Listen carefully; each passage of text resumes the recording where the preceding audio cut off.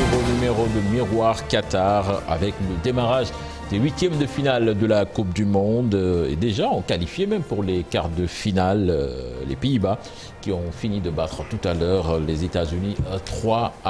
Ils attendent leur adversaire en quart et ce sera entre l'Argentine ou l'Australie. Argentine-Australie, donc c'est l'affiche qui nous attend. Ce sera à partir de 19h.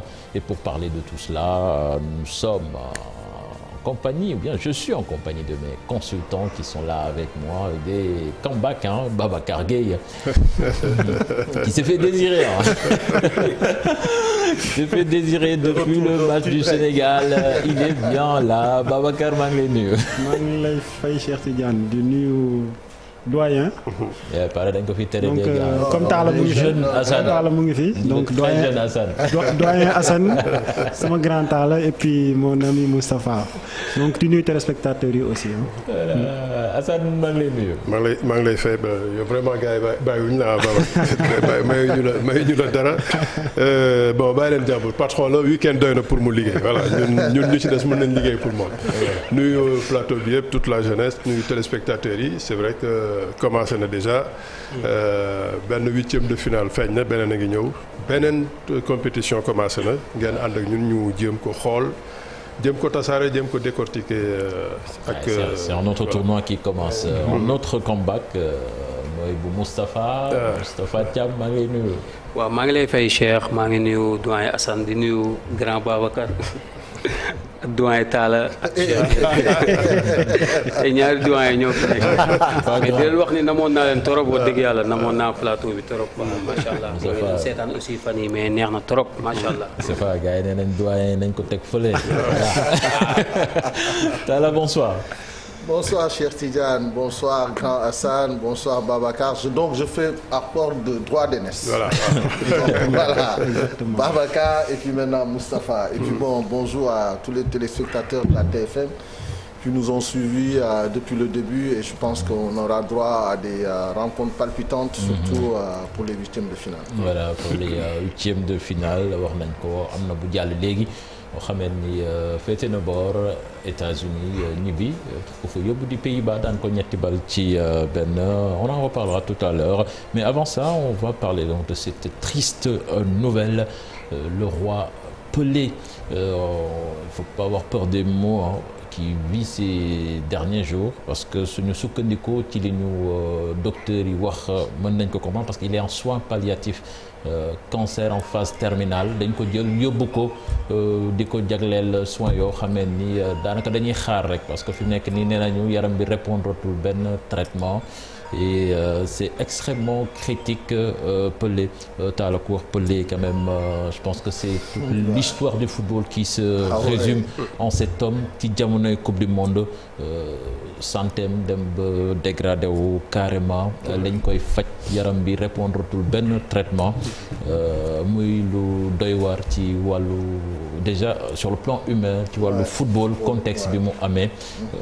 vraiment je pense que c'est un grand homme qui est en train de nous quitter même si ni ñu koy waxee rek yàlla daal moom moo xam lu muy def waxtu wi kañ la moom moo xam parce que yaakaar biñ ci am tey boo gisee sax ba Kylian di def naan nañ ko ñaanal moom mi nga xam ne sax jotul dégg lu dul seen dégg wax ci Pelé ak fi mu jaar bokk ak moom tey ba toog ak moom depuis 2018 tey ku ne numéro 10 Pelé ngay njëkk a xalaat ci àdduna ñu naan ko Edson Arantes do Nascimento ñu naan 10 Pelé donc et vraiment qui a gagné 3 coupes du monde kooku monument la ci football quoi c'est-à-dire que tey bés bu mel noonu tamit bu amee tamit dina doon lu naqadi tous les amoureux du sport en général et même ceux qui l'ont pas connu à travers le sport dina doon naxal bu metti parce que nous tous on a vécu Pelé on a vu le roi Pelé xam nga seetaan nañ ci une partie bi muy jógee di arrêté di dem États-Unis ba di dooleel football bi foofu di ko suqali di ko jox yenn titre de noblesse am yi c'est que tey buñ dee wax football munoo wax football ci àdduna te doo mës a tudd Pelé donc vraiment ñu ngi koy ñaanal yàlla vraiment may ko mujj bu rafet parce que aussi tamit bon lu war a mën a am la mais doon na metti nag. na yéex rek doyen Assane yow tamit xam naa ni bokk nga ci ñi ko seetaan le roi Pelé fi mu nekk nii mënuñu lu dul ñaanal ko même si àdduna moom nii la demee ku fi jeexal rek jeexal nga fi. pour seetaan je pense que ñun li ñu jëkk seetaan ci écran boobu télévision amagul cinéma lañ ko seetaan Pelé la ñu seetaan cinéma Roxy donc loolu démb la woon et tout bon mais aussi bakkan bu mos dund aussi da ngay mos dee yàlla na yéex deewagul comme nag ñoom ñi seen xam-xam màcc dem nañ ba fi mu nekk amatuñu sax trop yaakaar parce que tontootul dara ci soins yi mu doon jël ci chimio bi ak yooyu organisme am bàyyi na mais li ci rafet mooy àdduna yëpp nangu nañ parce que tam ñaari nit ñetti nit tuddewuñu leen roi et soo gisee li xew Talla wax na Kylian Mbappé ñi gën a ndaw ci football gëmpale xam mosu ko xam dégg ko mais Qatar ci seen bopp même ci mondial bi ci ay image ay drone ci kaw ñëpp ñu ngay génnee image u Pelé ça veut dire que àdduna yëpp nangu nañ ne ki mag ci football ki ci ëpp mu ngi dund ay waxtoom yu mujj yàlla na ko yàlla taxaw ba ci kanam bàyyiwaat ko ba ci kanam vraiment souhaité woon naa ko ni mu bëggee Mbappé bëggee ko Brésil mu fekkee aussi beneen titre parce que tam ci âge am xale bu ndaw nga góorgóorlu dem ba ngeen gisante loolu tam lu rafet la ñuy fàttali je sais pas ndax bëri nañu Talla Pelé mondial bu muy jëkk joué il le joue à 17 ans moom la 17 ans le talent n'a pas d'âge parce que bi muy gagné mondial en 58 après bi ñuy wane cinéma comme ni ñu koy waxee ay cinéma Roxy wala Médine nit ñi di rang di pour dugg seetaan coupe du monde 70 boobu événement la woon na nga doon gis ay grands frères ñoom ñëpp bu ñu nee coupe du monde 70 la ñuy wane cinéma mais une semaine à l'avance nit ñaa ngi trafiquants yi jël billet yi yéegul ko ba ci kaw a kaw pour rek mën a dem seetaan coupe du monde 70 alors que boobu passé na mais nit ñi teniroon nañu quand même pour dem seetaan yi ñu naan la moi j'ai un de mes grands frères que je viens de quitter tout à l'heure ci moom laa xamee woon classement wu équipe Brésil boobu mu may wax moom son joueur préféré grand pape que je salue au passage c'était Gerson le milieu de terrain moom la doon wax càmmoñ boobu nekkoon ci milieu de terrain wu Brésil boobu ay Clodoaldo ñoom Jairzinho ñoom Rivelino Delma Santos ñoom Clodoaldo ñoom voilà donc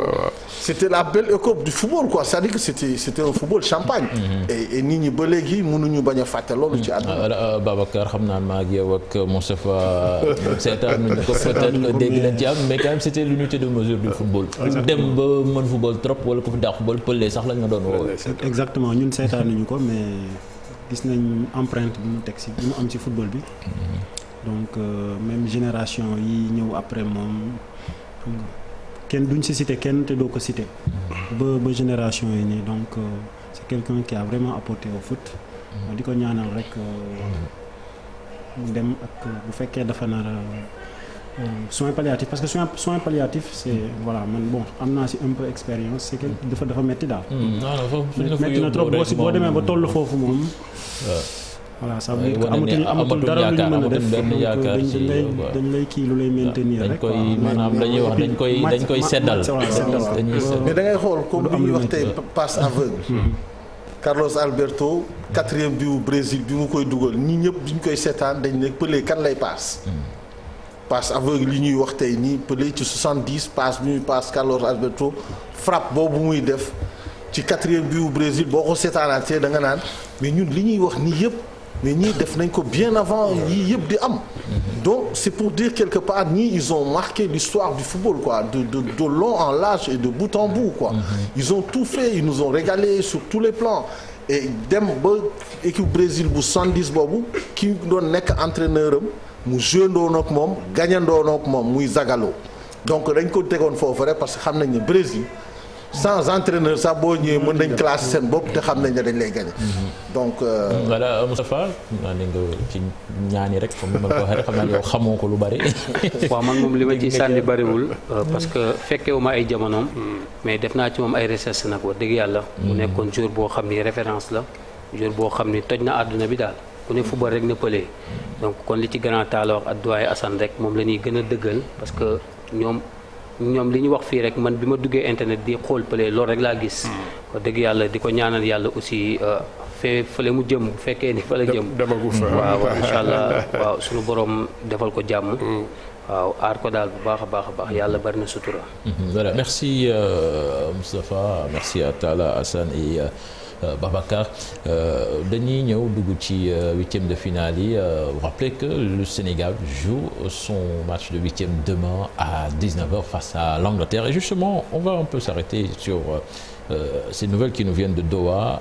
Aliou Cissé malade depuis 48 heures. C'est une situation quand même qui tombe très mal, hein, pour rappeler qu'aujourd'hui, en conférence de presse d'avant-match, c'est son adjoint qui était face au journaliste Régis Bogart. On espère quand même que ça n'aura pas d'incidence sur le groupe. Bon, espérons mu nekk benn coup de pompe bu metti rek, un peu de fatigue. Bon, dina mun a quand même gérer équipe am, mais bon ça peut arriver à tout le monde, ni joueur di blessé, la entraîneur di sonné, la keneen di feebaree. Bon, comme normalement information yi y a pas d'alarmisme, que c'est pas alarmant. Bogart dit qu'il espère le retrouver demain sur le banc. Il n'est pas allé parce que peut-être il est un peu fatigué, il peut souffler. Souhaitons que vraiment qu'il puisse récupérer, notamment ce soir et tout. De toute façon, la ñu war a xam nañ ko, la ñu war a préparer nañ ko. Donc il est arrivé qu'un entraîneur soit suspendu, qu'il soit loin. Mais souhaitons vraiment qu'Aliou même, faiblement sax, puisse être là et puisse distiller ses consignes. Et que ça serve encore de surmotivation aux joueurs. Coach, c'est pas grave, noppalul dina ñëw football yi gagné ji et puis sottane ñëw xaar ñu quart de finale. Ce que tu dis c'est tellement vrai parce que hier même, je pense que c'était le cas de Paulo Bento, l'entraîneur le portugais de la Corée, il était suspendu. Son équipe s'est qualifiée en battant son propre pays, le Portugal, hier. Alors Talla, je pense que on aurait pu s'en passer, mais puisque c'est là, on fait avec. Donc coach malade. Oui, mais surtout que ça a été très bien verrouillé, hein, parce qu'on nous dit que depuis 2 jours, il se sent pas bien. Il se sent pas bien. Peut-être que. Bon, je pense qu'il a eu peut-être besoin de récupérer moo tax pour ne pas aussi mettre le feu ou pour parfois, comme on dit, gérer information boobu de sorte que vraiment ça puisse pas. xam naa ne su dul woon conférence de presse certainement. duñ ko sax xam que ça puisse pas déteindre sur le moral des joueurs et de la troupe dans son ensemble.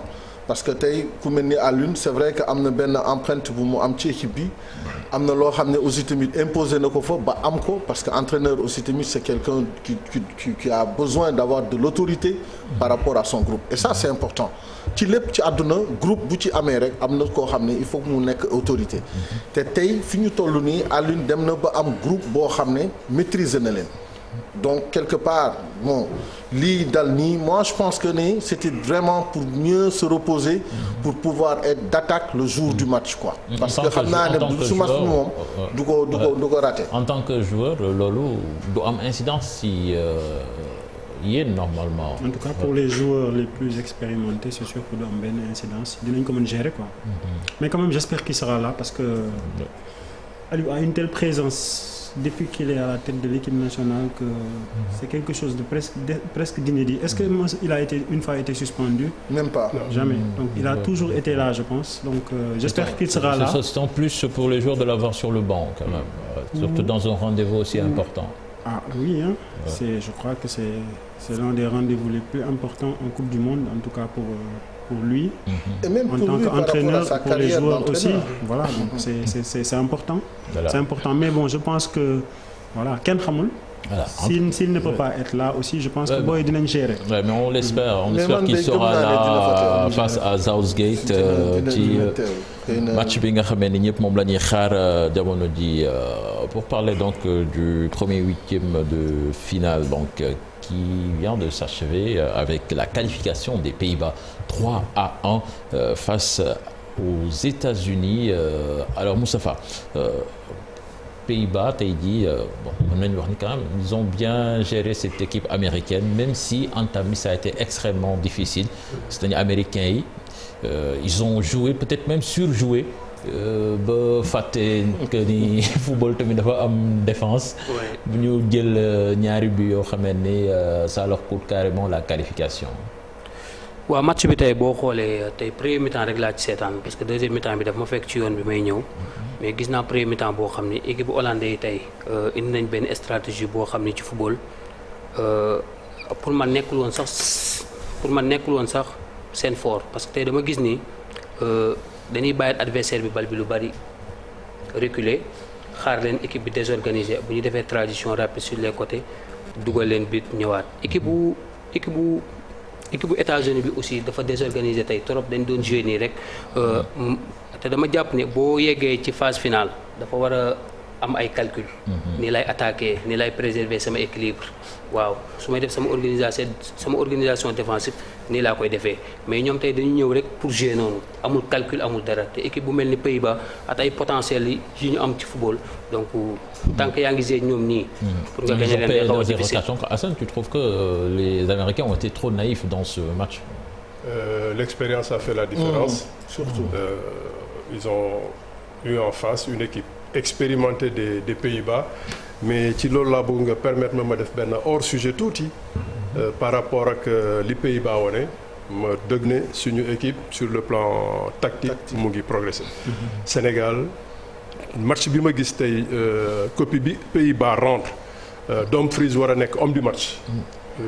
Deux passes des but contre Sénégal. Hassan, mais quand même ci compétition bi mu commencé ba léegi aussi c'est extrêmement difficile de comparer les prestations. Parce que équipe lu mu la woon match bi beneen match bi benn fenêtre rek laay jàll su ngeen ko nangul tamit ma tëj ko ñu dem mais je pense que li ma gis tey manque de métier manque d'expérience naïveté bi américains yi wone ba tax Pays-Bas parce que comme tu dis à l'entame ils ont un peu de justesse ils mènent 1-0 facile parce que ba tey Pays-Bas il a fallu qu'on voit un excellent De Jong qui à cette période vient dans les 6 mètres pour dire écoutez on a un style il faut qu'on joue ce style le but xam ndax gis ngeen ko il vient prendre la balle ci 6 mètres yi xool côté gauche pour ñu jaar fa mais sans ñu sànni ko li ñu jàng ñun génn ci le football hollandais football bi ñu andi ba transposé woon ko Barcelone côté boobu bañ mu delloo ko fële ils ont fait une action d'école et vraiment naïveté fële Dumfries couloir am gisul kenn ba il a eu la latitude ñu jox ko bal mu siggi photographier ñëpp gis ne da ngay centrer pour mu dem premier poteau mu tëjaat tànkam génne ko moi je pense que suñu amul extrêmement de liberté pour mun a exprimer seen jeu je vois pas autre chose. Beneen bi c'est lui encore qui revient qui fait le même schéma jamais les gars ont pensé fermer ce couloir-là mais nous quand on joue contre eux même si équipe bi bokkul on a compris que le danger pouvait venir de cette arrière-là de l'Inter de Milan mais je l'ai pas vu centrer pour moi c'est que ce sont l'équipe des États-Unis c'est une équipe plutôt euphorique en fait on leur a laissé le ballon et ils n'ont pas pu s'en servir comme il fallait et ils ont oublié que football aussi da ngay mën a attaquer mën a défendre parce que ñoom dañ leen jox bal bi bàyyi leen parce que ñoom boo xoolee Hollandais yi systématiquement ils étaient sur la ligne médiane jéemuñu en aucun moment dem jéem a leen chercher ci kaw benn yoon defuñu ko repli défensif bi c'est la ligne médiane défense de zone presse accéléré bu ñu récupérer bal bi xam nañu li ñuy def pour projeter wu parce que day fekk ñoom ñëpp souvent États-Unis day fekk ci zone Hollande donc amul woon équilibre sur le plan défensif et Dumfries bi centre yi mu def yëpp c'est-à-dire que le deuxième but bi Blint di dugal c'est-à-dire que naïveté mënul weesu loolu c'est-à-dire que da ngay chèque même premier but bi sax mais d'accord mais deuxième but bi loolu dal na le premier mi-temps ci première minute yi mais xanaa di nga dem réduire centre waa ji nga dem gêner ko mais doo taxaw ñu xaar aussi même le troisième but mais c'est-à-dire que c'est tout le temps et l'arme fatale comme on dit en football c'est le centre en retrait centre en retrait waa ji day ñëw ba foofu rek dugg bu xoolee am na toujours et puis ñoom dañuy def appel yi war yépp donc tout le temps dañuy nekk en surnombre ku ne dina jiitu premier poteau dina am ku nekk dans l'axe dina am ku jógee sur le côté gauche ñëw rappliquer et donc ça c'était évident moi à un moment donné je regardais le match je me disais mais ñii est-ce que défensivement duñu xoolaat seen bopp parce que taxawaay boobu mënuloo jël benn but nga jëlaat ci deuxième bëgg a seetaanaat ba jëlaat ci encore un troisième but parce que bon vous êtes tout le temps. tey li ñuy joxe ci cadeau bari na alors Babacar équipe Pays-Bas bi est-ce que jàpp nga ni quand même que dañoo def une prestation solide ou bien parce que c'est l'adversaire qui a donné des cadeaux? Non, je pense que l'adversaire a... Bon, on connaît les Pays-Bas, hein. C'est collectivement dans le jeu, c'est l'une des meilleures équipes. Bon, mais est-ce que feeñ na ci tournoi bi parce que non, bon man c'est ce que j'allais dire. C'est ce que j'allais dire. En fait, Pays-Bas, moi je trouve que sur ce tournoi, bu ñu tasee équipe bu efficace offensivement, ils vont avoir des problèmes parce que chaque match, chaque début de match, depuis le début du tournoi, chaque début de match, il te laisse deux ou trois occasions franches yoo xamante ne daal. Bon, sur des pertes de balles ou des erreurs de placement, à chaque fois ils le font. Chance bi ñu am mooy peut-être équipe yi ñu taseel efficace uñu mais tey États-Unis c'est vrai que bu teeloon dugal ba moom mu replié wu match bi mën na difficile parce que maa ngi lire seen benn légende Van Basten à la mi-temps du match il disait que oui c'est vrai qu'on mène 2-0 sur deux actions de classe mais on est minable sur le plan du jeu. Bon, c'est un ancien sélectionneur. Mais non, mais ils l'ont accepté. Ils l'ont accepté. Ils ont accepté de faire une défense de zone à partir de la ligne médiane. Mais ils ont pris des occasions. Ils se sont fait quand même. Tu l'entends souvent. Si. Lui c'est tout. C'est vrai, c'est tout en la mitraillette, mais bon. Moom day fete bon, mais aussi il n'a pas tort pour me demander ñu nekk à son niveau, mais quand même je le mets bien footballeur, mais vraiment depuis que de temps en temps il parle. Lui et Van der Vaart. Non, parce que lui et Van der Vaart. Mais l'entraîneur moom aussi il en est conscient, Van Gaal, mais moom nee na ñëwul ci tournoi bi pour football lu rafet dafa ñëw pour gagner coupe du monde. Lui c'est ce qu'il a dit, mais est-ce que ce qu'il montre là c'est suffisant pour prétendre à ça? xam nga Johan Cruyff bi Hollande di gagné en 88. dafa xool équipe bu Hollande mu ne leen bu fekkee ni nii ngeen di footballé doo leen gagné kenn doo leen gagné tournoi bi benn joueur ngeen am te boobu Bosman moo titulaire. Arrêt Bosman boobu Bosman moo nekkoon à l'époque titulaire. C'est l'auteur de l'arrêt qui a déréglé le football mondial. Mais mu ne leen tant que dugalu leen Van Basten doo leen gagné tournoi bi te ci la Van Basten dugg ci la Hollande gagné tournoi majeur bi ñu njëkk a gagné ci boobu ci la bokk. Donc c'est pour dire que ne parfois ñoom aussi tamit ils aiment bien le beau jeu. Ça ce sont les Pays-Bas. C'est-à-dire que ku fa mënti nekk it tey Van Gaal il cherche le résultat. Il cherche plus le beau jeu parce que yàgg nañ dem di def le beau jeu te mosuñu génn victorieux du tournoi. Et tournoi aussi da nga koy mën a gérer. Équipe bu États-Unis bi bu ñu ko xeeba c'est-à-dire que par moment s'ils ont quelqu'un de très adroit ou deux milieux ou un attaquant expérimenté, il peut faire la différence. À un moment donné on a vu des frappes. La frappe de Timothée Weah boobu il faut vraiment un arrêt du gardien pour me gën a génne bal boobu. Face à face de la deuxième ils ont eu des occasions. Donc Pays-Bas ñoom it par moment moi je les comprends. Ils se disent que ne ils ont tout le temps eu de grandes équipes. Mais ils n'ont jamais gagné un tournoi. Et à un moment donné il faut savoir gérer un tournoi. Parce que soo ko xoolee par exemple ñoom la dernière fois bu ñuy ñëw Coupe du Monde c'était en 2010. 2010 c'était pas le jeu ADN estampillé Pays-Bas beneen genre football la ñu wane te moom moo leen yóbbu final. Bon est-ce que newul que est-ce que c'était pas Van Gaal qui je sais pas en 2010 c'était lui. Cheikh li taala wax léegi rek gis nga football ADN kese doyul boo xoolee Hollande ni mu joué Sénégal ni mu joué Équateur ak ni mu joué tey bokkul gis nga compétition yi il faut que nga bari ay facettes yi nga mën a wane ci match mais su fekkee possession rek xanaa xamoon ni Cheikh. football moderne bi équipe bu yorul bal def organisation bu baax am moo gën a dangereux ñoom tey loolu lañ def donc football du possession kese dafa am yeneen phase yu am solo yu am ci football yu du possession. Donc tey bàyyi nañoo kii ballon bi. waa États-Unis pour dugal leen ci benn pressing stratégie heure bu ñu duggee fa ñu déclencher pressing yi def les transitions rapides boobu dafay fekk seen défense bi désorganisé na bu yàgg donc loolu mooy football. compétition. daaw boo xoolee France coupe du monde bii passé gis nga ni muy joué wuñu at possession mais dañuy joué at benn plan de jeu boo xam ne dañ la ciy dugal gagné la donc foofu la football toll football du possession kese soo bëggee jël nag ay coupe du monde yooyu du possession kese dëgg la nag football laaj na possession quoi mais bon. Hollande yi possession sax doyu leen jeu bu rafet la ñuy wax. jeu bu rafet parce que c'est un peu différent possession et beau jeu c'est deux choses différentes. Il est trop dur. Vraiment premier but Hollande suñ ko wanee ci école de foot aussi.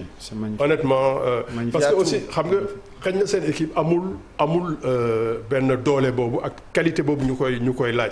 parce que équipe yi taala wax la fa nekkoon ci ay ci colonne vertébrale doo ko tudd su jógee ci ginnaaw jaar ci Rijkaard romb ci Gullit yegg ci Van Basten foofu football foofu la tare ay téere maintenant ñoom suñu amul lool mais man li ma seetlu mooy quand on finit de jouer contre eux le boy De Jong il a dit il est pas content de leur match il est pas content yeneen match yu ñu def amul benn yoon bu mu ne on a bien joué on a gagné tey Babacar li ma lire ci lecture bi est-ce que délibérément bàyyi nañ bal bi ou bien est-ce que au début américains yi posé nañ leen problème mettre leen en difficulté mais soo gisee ni De Jong ne on sonne la révolte li ñu doon laaj par exemple ci Ghana démb gisuñu kenn ku mun a ne xaaral ma téye équipe bi xaar mais je dama xoolaat action bi enfin dafa ne mais gars yi doy na quoi. faudrait pas que ñu qu'on leur laisse la balle il faut que ñun ñu jouer ñëw leen ñu jouer Van Dijk amul looy ragal jouer la balle ñu bu ko kenn sànni. gars yi jouer def benn action d'école dugal but bon après derrière mënuñu ko répéter 1000 fois parce que c'est un homme de base il revient sax il est sans brave Memphis il a été brave ba sax tenir loolu. C'est l'élément le plus dangereux en attaque. Très bon. Il a été très malheureusement soo waree forcément jouer que Danny Blind. à son âge ak ñàkk doole mu dugal sax but passe décisif. ça veut dire que en face. bëriwul lu fa nekk mais Hollande amuñu li ñu yaakaar ne loolu la ñu waroon mën a am. voilà donc et puis ils ont une diversité quand même en devant. mais tout le monde peut faire la différence. xam nga formation ci ngay amee. may xool but bi. les butu Blind bi là où sont les deux latéraux. Et à côté il y a 4 autres joueurs ci biir donc ils attaquent aussi avec. avec vraiment le nombre qu'il faut. mais ça c'est le football hollandais. Voilà je pense que en 2010 c'était Van Marwijk moom moo nekkoon ci banc bi Van Gaal boobu fekk il était au Bayern de Munich en tant qu'entraîneur donc Pays-Bas di xaar adversaire am ce sera entre l'Argentine et l'Australie alors Argentine Australie mooy affiche bi nga xam ne moom mooy commencer léegi Babacar. match la boo xamee ne a priori suñ la ko tegalee ci papier bi da nga naan y a pas photo. mais c'est un match de huitième de finale.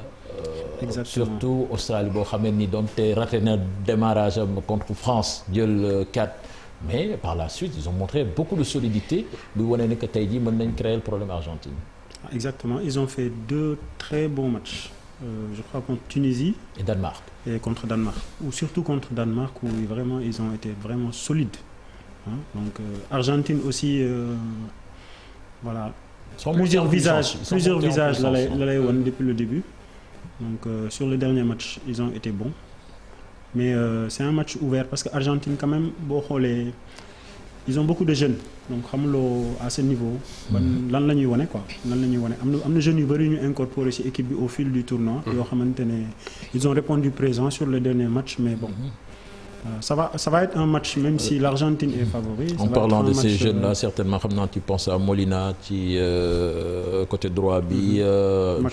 Julian Alvarez de Manchester City qui sera encore titulaire aujourd'hui avec McAllister bu Brighton comme ni nga ko waxee Enzo Fernandez également. C'est vrai qu'il y a du 109 yoo xam ne dugal nañ ko ci équipe bi par rapport ak première journée bi mais aujourd'hui il y aura pas Di Maria. Il avait des gènes dama xamul nag ndax il est écarté complètement du match wala dañ ko teg ci banc bi mais il sera remplacé par Papu Gomez. Donc ce qui veut dire que dinañ gis équipe argentine aussi bu xaw a différente parce que Di Maria aussi mook Messi c'était pratiquement les deux animateurs de cette attaque. Mais surtout Di Maria parce que parfois on a tendance à parler souvent de Messi mais quand on voit Messi dans cette équipe-là bal yu baax yi muy recevoir ci dernier tiers bi yëpp foofu li ci ëpp. Dans le but face au Mexique. Di Maria moo lay passe. moom mooy fixer défense bi moom mooy te xam na fan la koy passe. dina embarquer défense bi ba pare te xam ne waa ji dina def recul frein taxaw xaar ñëpp embarqué wu mu taxaw ci à l'entrée des 18 mais si tout le temps dina def loolu parce que xam na ne gars yi duñ ko sóoraale ci ginnaaw lay taxaw di traîner accélérer taxawaat donc Di Maria il le cherche systématiquement et sans lui je sais que bon. dinañu am tuuti manquement ci côté boobu sur le plan offensif est-ce que ñi koy remplacer ci côté boobu ils sont assez intelligents et assez techniques. Ouais, peut-être pas assez rapide. Ce sera Papu Gomez bon c'est un excellent footballeur mais qui n'est pas dans la forme de sa vie aussi il faut le dire. Ce qu'il faut retenir cher c'est que Argentine en ronronnant au début commençait avec une équipe avec pas beaucoup de certitude. Là, on reconduit la même équipe sans Di Maria, qui je pense a des difficultés physiques. Loolu moo tax mais sinon il aurait reconduit la même équipe qui a joué le match plus que décisif en dernière journée pour se qualifier. Donc il y a un léger mieux. Il y a un léger mieux en termes de pression. On respire, le gars il a. Mais en plus en termes de pression, est-ce que sax newul que foofu mooy c'est un peu seen point fort parce que Argentine depuis deuxième journée bi ba léegi. ils jouent des matchs couperés parce que boo si ñàkk. toog depuis qu'ils sont nés chez eux ñoom parce que seen dëkk moo metti ba lépp ils vont chercher la difficulté, ils vont chercher vraiment à les mettre sur les nerfs. Bref, bon, au moins l'entraîneur, comme je dis, a quand même quelques certitudes. Et ces gens qui sont un peu autour de Messi ont compris qu'il faut vraiment beaucoup travailler pour lui. Donc ñi ngeen wax yëpp surtout le travail intense de McAllister sur le milieu de terrain. Lui vraiment il vit une saison extraordinaire à Brighton, moom ak le Lascar que nous on a éliminé Caicedo. Donc il y a des travailleurs et Messi se sent beaucoup mieux. Donc là l'équipe est moins sous tension, ça peut faire une Argentine qui commence à monter en puissance. Mais une équipe intelligente doit jouer comme ça. Messi, à son âge, tu ne peux pas lui demander vraiment des tâches défensives. Tout le monde aussi pour marquer. Oui, mais tu ne peux pas lui demander des tâches défensives. Parce qu'à partir de ce moment, il n'a plus la même fraîcheur et la même lucidité. Quand je parle de pression continue, ils disent de toute façon, tu as déjà marqué des buts toujours en phase de poule, mais jamais il faut que tu marques un but en phase éliminatoire direct. Donc, c'est toujours te mettre Argentine man ko fa dëkk sax yow bay football jàmbaar nga. Alors Moustapha, tactiquement naka nga gisee équipe Argentine bi surtout progression par rapport ak défaite bi face à l'Arabie Saoudite. mooy li Babacar wax léegi rek équipe bu naqaree analyser la parce que ci 3 matchs yi daf ci wane ay dispositifs yoo xam ni bokkul, ay animation yoo xam ni bokkul aussi mais damay ñëwaat tuuti ci li grand la wax parce que dañu am benn absence boo xam ni muy Di Maria day poser lourd ci équipe bi parce que tey boo xoolee match Argentine yi passé yëpp donc buy jouer da ngay sentir ni Messi day nekk en l'aise parce que tey Messi nekk na joueur boo xam ni amatul yenn kattan yi pour mën a jël ballon bi ci milieu terrain bi yóbbu ko moom kese dafa am difficulté boobu donc ñu war a jouer équipe boo xam ni tamit Australie équipe boo am organisation défensive waaw am benn discipline tactique surtout sur le plan défensif dama leen di gis à chaque fois loo leen sant rek loolu la ñuy def donc équipe la boo xam ni soo ko jëlul sérieux rek mën na lay indil mbetteel aussi dañu ay ci coup de pied arrêté parce que dañu am ay joueurs yoo xam ay géants lañu donc buñ leen respecté wul et puis Australie seen ligne d'attaque bi ñëpp a dugal. waaye seen 3 yi kasi ci kaw ñëpp. et puis à ce stade de compétition. ku ne dugal nga à ce stade. À ce stade là. C'est-à-dire que toute erreur peut être fatale. C'est-à-dire que loo xeeb équipe ñëw sur le papier tu te dis Australie xam nga kenn xamee loo leen lii wala lële mais leur prestation quand tu regardes leur prestation depuis le match contre la France bi ñu ci jógee ba léegi ils ont beaucoup appris et ils se sont dit maintenant il faut sonner la révolte. Et puis surtout c'est une équipe qui n'a rien à perdre. Absolument. Si on les élimine, nous dirons que mu yor football. Normalement c'est l'Argentine qui est favori et qui est censé faire le jeu. Mais ça c'est entre guillemets mon cher Babacar. Oui, c'est Coupe du monde nous a montré que. Voilà, c'est entre guillemets mon cher Babacar. ab Coupe du monde bi ak ni muy déroulé nii est-ce que am na favori. Si. am na mais même si bi mooy la première fois sur les papiers sur les papiers là on l'a pas vu ci mondial bi sur les papiers non les favoris qui ont perdu aussi ont beaucoup changé le système. Et en plus là c'est un autre tournoi qui commence. C'est des matchs à élimination beaucoup de phase de poule bi. C'est même un mal pour un bien sax pour les favoris là de perdre avant. Parce que l'Argentine fait partie des favoris. Sur ce match on verra bien. Parce que avant le mondial tout le monde les mettait favoris. ñëpp dañoo Argentine. amatul arrière gauche instant bi Brésil. amatul arrière gauche. Telles gaañu na Gabriel Jesus ñoom ñëpp seen mondial jeex na. Mais Jesus c'est moins grave am nañ ay joueurs yu ko mën remplacer. Par contre amatuñ latéral gauche. Brésil ils n'ont plus de latéral gauche di des ci compétition et ça peut peser sur la balance. Voilà donc je pense qu'on est à 4 minutes du coup d'envoi de ce match Argentine Australie. Donc on se retrouve à la fin. On espère qu'il n'y aura pas de prolongation ou de tir au but.